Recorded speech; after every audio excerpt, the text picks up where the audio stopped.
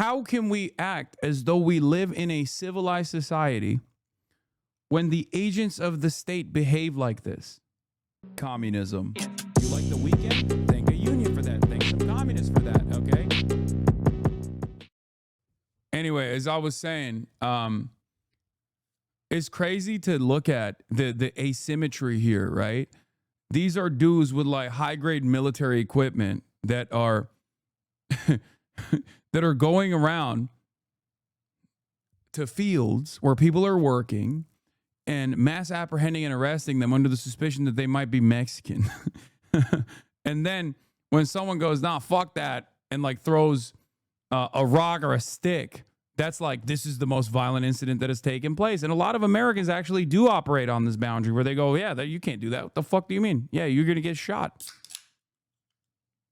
It's like, if you have an anti-violence position that is consistent across the board, you should be in utter horror at the systematized version of violence that is unfolding in front of our eyes. When you got a fucking unaccountable military being applied domestically to your neighbors that are getting mass apprehended for a minor crime, only to be deported to an El Salvador slave labor prison colony.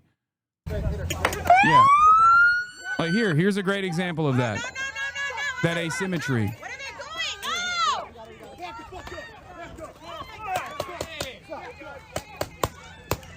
Oh my God. That was really cool, guys. You guys are super cool for that. Wow. A lot of Americans actually look at this and go, well, you got what you deserve. There is a bootlicker tendency in the minds of many, many Americans. Okay? I think this is completely and utterly unacceptable.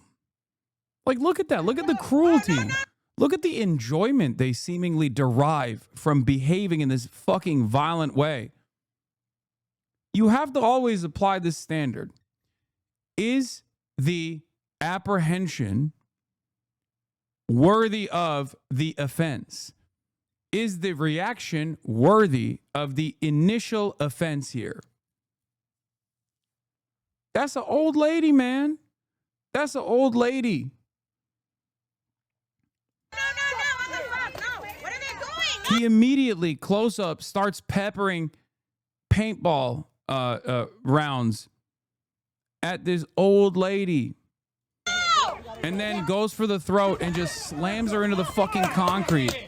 And look at the modesty presented here. The first thing that she's still thinking about, even when she's going down, is to just hide, is to make sure that she's not on the ground and you know, you can see her body, that she's not exposed.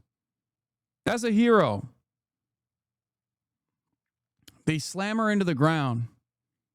And then the first thing that they do after they slam her into the ground, when you know she is no longer a threat, she was never a threat to begin with, but she is absolutely not a threat any longer by every metric, they start shooting her.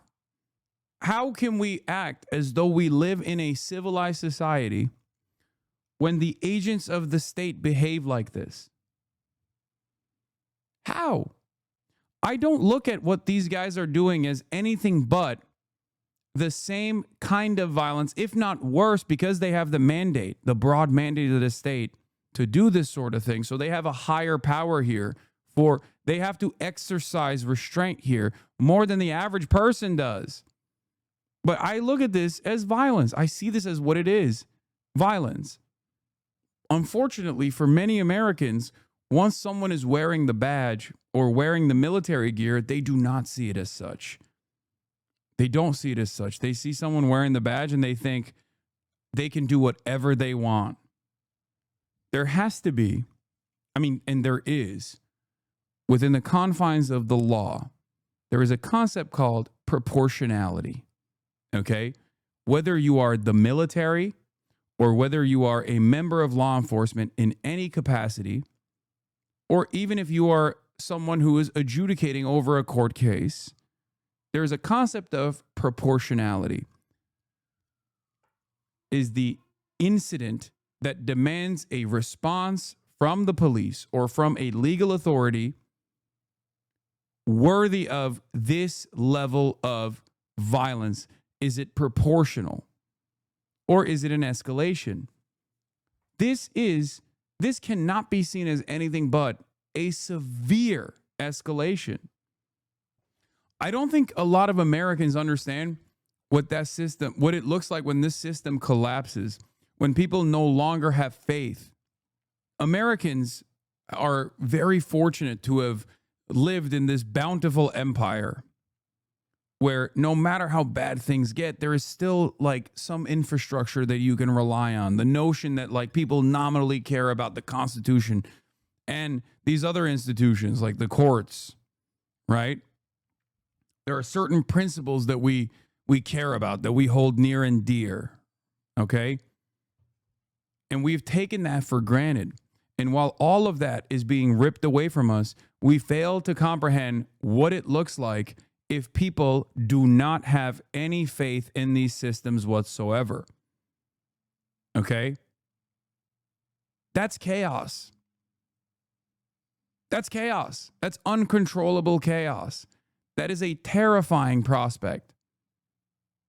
This is why I've always railed against accelerationism, even though it's seemingly out of my hands at this point. And it seems like the liberals were the accelerationists all along with their inability to address the crisis at hand. They have allowed the Republicans to win over and over again and continue to accelerate. When all institutions fail and we have no one to rely on but ourselves, that creates an environment of instability, fear, and chaos. This is what happens when the social fabric rips apart in front of our eyes. When a guy that does that, when a member of law enforcement does that to a person engaging in an act of civil disobedience, and there are no punishments for that person, you teach every single other member of law enforcement that that is appropriate, that no amount of violence that you engage in is going to be punishable. And when they keep doing this over and over again, and no punishments come from these other institutions that are supposed to issue punishments, people lose faith. People lose faith in the systems. People lose faith in the Constitution.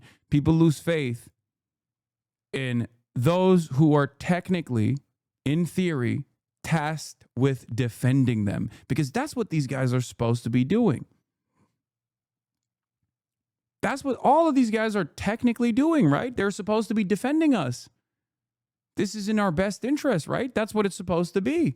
Do you feel like any action that you saw, whether it be the people that are detained inside of this unmarked van, or the way that they escalated, the way that they shot and brutalized this person engaging in an act of civil disobedience, did any of that feel like it was done for you? Did that feel like, did you feel like you were protected? Not to say I agree with the counter is this level of action deters future action. No, it doesn't. It doesn't. It never does. That's the problem. Because as long as these issues are left unaddressed at the legislative agenda, as long as these issues are left unaddressed by those in power, the discontent grows. This actually invites tremendous resistance, because there is a level of discontent that people will, a level of stress that people will abide by as long as they have some kind of firm commitment that it might not be perfect, but the government still is there to keep things in order. Once you completely lose confidence, born out of behavior exactly like this and the lack of accountability that you see from these institutions that are supposed to be defending your best interests, you lose faith. And when you completely lose faith, there's only two ways out of that. You lose faith and you continue protesting and you continue trying to make the government listen to your demands. And the government can either cave and say, you know what, you were right. After a period of unrest, we have decided that we have to take action, and we have decided we're going to go in a different direction. Or they actively increase the suppression. They actively increase the repression, prosecution of political opponents, mass apprehension, the erosion of the First Amendment. And it terrifies me that we're moving in that direction. It terrifies me that the administration is setting up the stage for prosecution of all political dissidents. They will act as though it is people like myself, people like yourselves, organizers, activists, that are the reason why people are out in the streets, and not because they see armed, masked agents of the state in unmarked vans kidnapping people. That's not what's pissing people off. It's actually the commentators that are really signaling that this is wrong.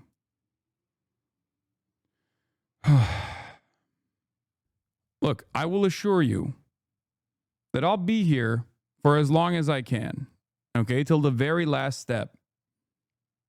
But make no mistake, I'm warning all the liberals and anyone who's apolitical in your lives that we have to be organized, okay?